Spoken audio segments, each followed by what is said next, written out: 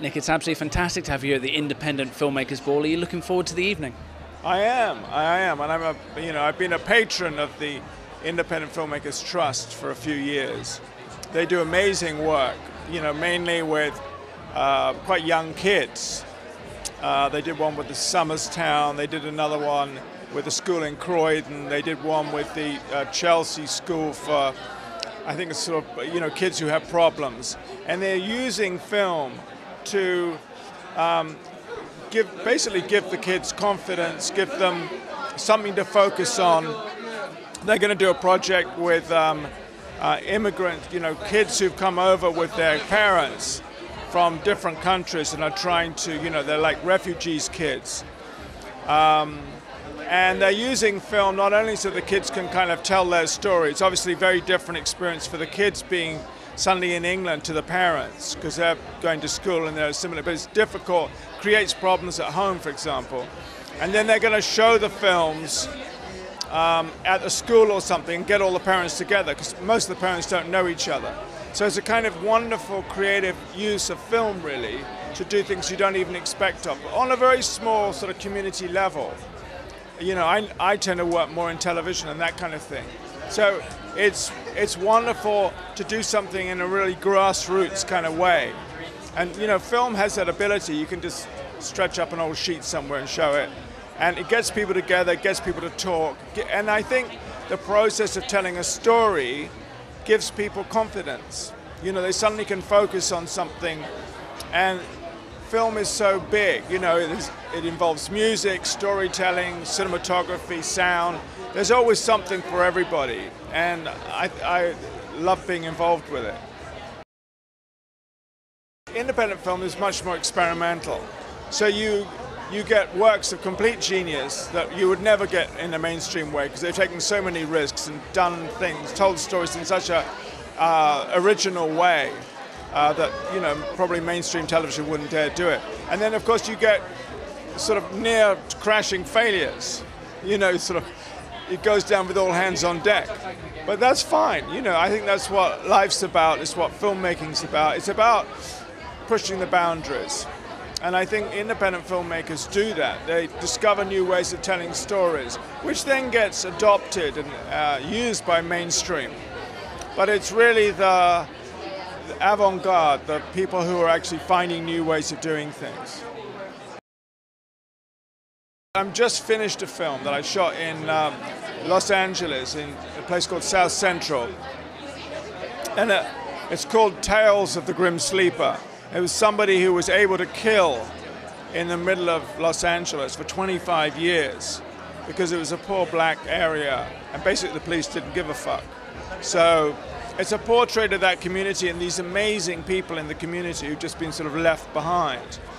They're incredibly funny and articulate, really wonderful, but most of LA doesn't ever go to South Central, unless you get lost and take the wrong turning off the freeway. You never go to South Central. But the people are amazing, but it's also sort of like less than half the people graduate from high school. Less than, nearly half of them will end up in prison for very minor offenses. So it was an incredible experience doing it, and it was actually very useful being English because, we were like something weird there, so they were very friendly to us, So, it was great fun to do. I really enjoyed it. I think I tend to do one film at a time, and I'm not one of these filmmakers who I admire, who have an enormous list of subjects they want to do.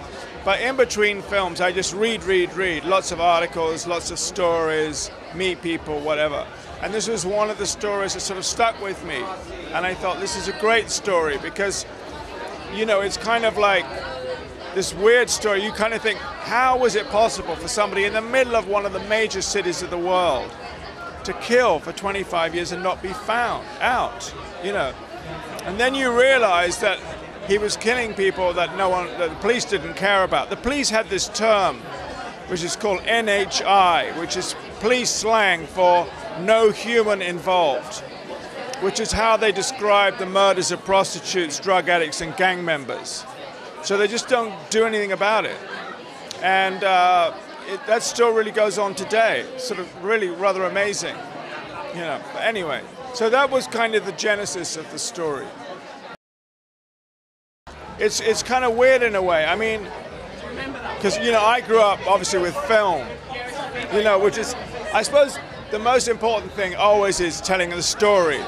And the technology is only enabling you to tell the story, and it's a kind of encumbrance in a way that comes with it. I'm not fascinated by technology, but I noticed after we stopped using film and we're using like HD cameras and stuff, that the quality of what we were making was less good than when I'd started, which was kind of weird. And then on this last film, I thought, because it's a film about poverty in a way, I want it to look really great. So we used that enormous Alexa camera. You know, so the cameraman almost, you know, kind of was almost in traction afterwards. But the film looks amazing, and I think it's the first camera in a way that has the sort of look of film, or has that quality of film. So I think that's wonderful. Of course, you know, I think it's all to do with storytelling. It's not really to do with the equipment so much. You know, I mean, I love GoPro cameras because you could just do crazy. You know, they're fantastic. You could do things you couldn't do otherwise. And the last film I did, funnily enough, was with a hidden camera in spectacles, which we shot in a brothel. So you couldn't have done that a few years ago either. So it was interesting, you know. Yeah, you always know the films that don't work so well, as against the ones that you're most proud of. I mean, I made such a range of different films, so they all have different things to them. Some of them, I think, sometimes the gods are with you and you have luck and you make a really great film, and sometimes they ain't with you at all. It doesn't matter whether you stand on your head and, you know, you can't get the films to go right for you. So that's just what kind of happens. But I think the independent filmmaking community is very alive and well in England, and there's so much interesting work coming out.